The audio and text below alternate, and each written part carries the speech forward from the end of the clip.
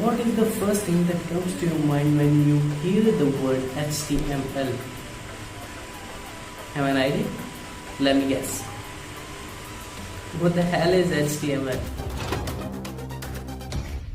Now, here is the content of the video. Basic knowledge about the HTML. Then what are the elements in HTML? HTML text editor that we are going to use in these tutorials of HTML. Then installing that text editor. And then understanding the web page structure of the HTML documents.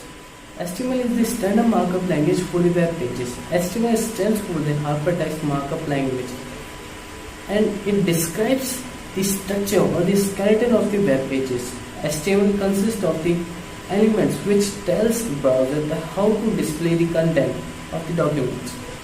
Now keep in mind that HTML is not case sensitive. Whether you write a capital letter or small letter, it won't give you any sort of errors.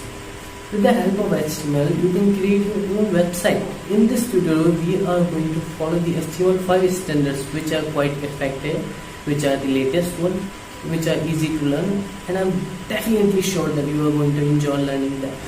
So what are the elements in the HTML?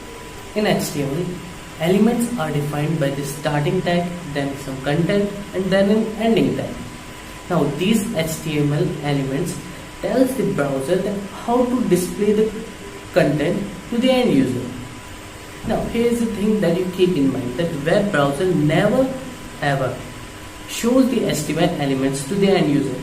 It uses the elements to show the content to the end user, which means that elements have some sort of pattern which will be applied to the document, and then the document will be rendered to the end user.